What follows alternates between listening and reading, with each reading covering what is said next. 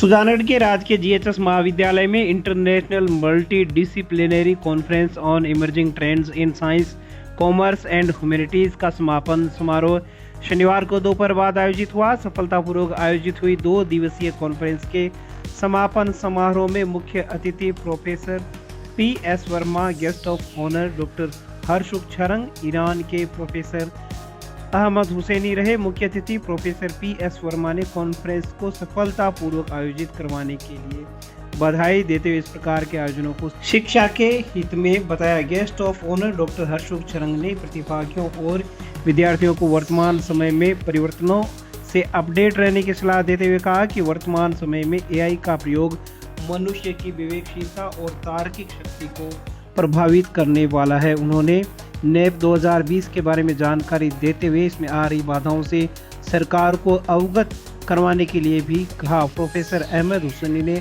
आयोजन की व्यवस्थाओं की सराहना की। प्राचार्य विनीता चौधरी ने आभार व्यक्त करते हुए भविष्य में भी इस प्रकार के आयोजनों को प्राथमिकता दिए जाने की बात कही। कार्यक्रम में आयोजन से राजकीय जीएचएस कॉलेज सुजानगढ़ को अंतर्राष्ट्रीय शैक्षिक मंच पर एक महत्वपूर्ण स्थान मिला है। आयोजन सचिव डॉक्टर बी.एस. बैरवा ने कॉन्फ्रेंस की रिपोर्ट प्रस्तुत करते हुए रिसर्च पेपर्स के बारे में अवगत करवाया। सह समन्वयक प्रमोद कुमार ने आभार व्यक्त किया। संचालन विजय सिमल, दिव्या जागरण ने किया। मैं प्रिंसिपल गवर्नमेंट कॉलेज नागौर, हमारे कॉलेज के टेक्निकल कोलैबोरेशन में ये इंटरनेशनल कॉन्फ्रेंस हुई और बहुत ही अच्छी तरह से यहाँ मैं देख पा रहा हूँ कि एक छोटी सी जगह में 900 से ज़्यादा प्रतिभागियों ने रजिस्ट्रेशन कराया। 600 से ज़्यादा शोध पत्र यहाँ पर लोगों ने ऑफलाइन ऑनलाइन मोड पे किए और फॉरेन डेलीगेट्स भी थे, जिनमें से 4 ऑफलाइन और 1 ईरान से फिजिकली यहाँ उपस्थित रहे और बहुत ही सफल कॉन्फ्रेंस रही, जिसमें जो इमर्जिंग ट्रेंड्स है अभी साइंस, कॉमर्स और ह्यूमैनिटीज़ में, उन सब के ऊपर विस्तार से चर्चा की गई और बहुत ही सफल कॉन्फ्रेंस रही है।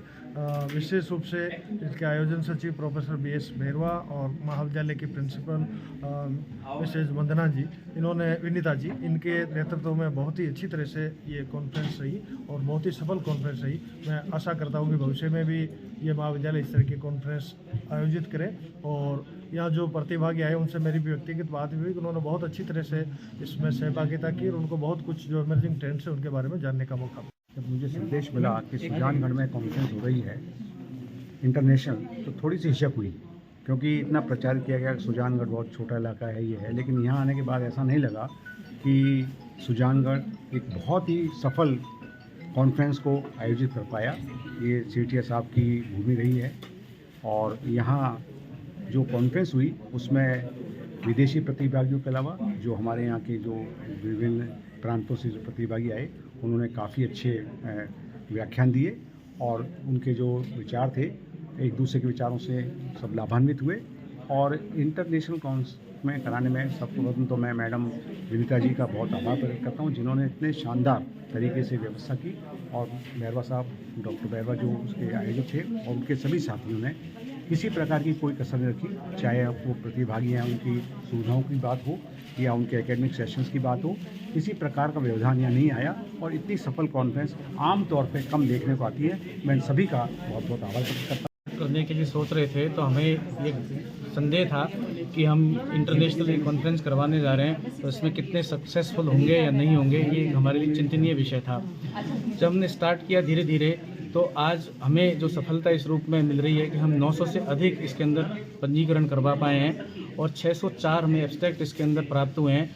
विभिन्न विषयों के एमर्जिंग ट्रेंड पर यहाँ डिस्कशन हुआ है और 16 जो हमारे इनवाइटेड टॉक हुई हैं, जो अलग अलग क्षेत्र के जो हमारे वो हैं कीनोट स्पीकर हैं और इनवाइटेड टॉक के जो प्रोफेसर हैं, उन्होंने इस सेमिनार के अंदर बहुत ही रोचक तरीके से जो विषय बिंदु हैं, जो हमारे शीर्षक थे, उनके ऊपर प्रकाश डाला है। विभिन्न विश्वविद्यालयों के और विभिन्न राजकीय कॉलेजों से विभिन्न प्रकार के जो प्रतिभागी हैं, अलग अलग स्ट्रीम के, उन्होंने इस कॉन्फ्रेंस के अंदर अपने शोध पत्र प्रस्तुत किए हैं। हम इस बात से बहुत प्रफुल्लित हैं कि हम इतना बड़ा आयोजन इस छोटे से जगह पर करवा पाएँ। इसमें हमें सब लोगों का बहुत महत्वपूर्ण सहयोग मिला। विशेष रूप से हम आभारी हैं SBRM गवर्नमेंट कॉलेज नागौर के और LVS कॉलेज तिलक नगर जयपुर के, जिनसे साथ हमारा टेक्निकल कोलैबोरेशन हुआ है। तो हम सबको हम आभार व्यक्त करते हैं हमारी। हाल ही में सालासर पुलिस द्वारा 17 कार्टन अवैध अंग्रेजी शराब के साथ गिरफ्तार किए गए आरोपी नेमाराम पुत्र उदाराम निवासी होडू जिला बाड़मेर का जमानत आवेदन एडीजे कोर्ट में लगाया गया था। अपर लोक अभियोजक एडवोकेट श्याम सुंदर खंडेलवाल ने बताया कि एडीजे न्यायाधीश ने आरोपी का जमानत आवेदन खारिज कर दिया है। सुजानगढ़ के नेलियाबाद में मारपीट के 2 परस्पर मुकदमे कोतवाली थाने में दर्ज हुए हैं। खुशबू चौहान निवासी वार्ड नंबर 5 ने पुलिस को बताया कि 17 जनवरी की शाम को आरोपी सुमित्रा, ललिता, भगवानी, महेश ने हमारे घर पर आकर हमला किया। मेरी माताजी बहन का सिर फोड़ दिया और मेरे पिताजी पर भी हमला किया।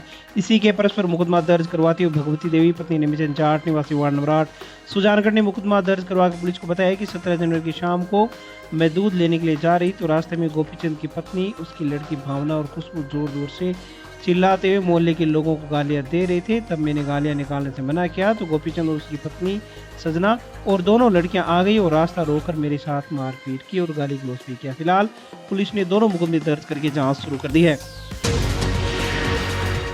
सुजानगढ़ के अपर जिला एवं सत्र न्यायाधीश ने मारपीट के 12 साल पुराने मामले में 6 आरोपियों को 2-2 साल के कारावास और प्रत्येक मुलजिम को 1000 रुपए के अर्थदंड की सजा से दंडित किया है।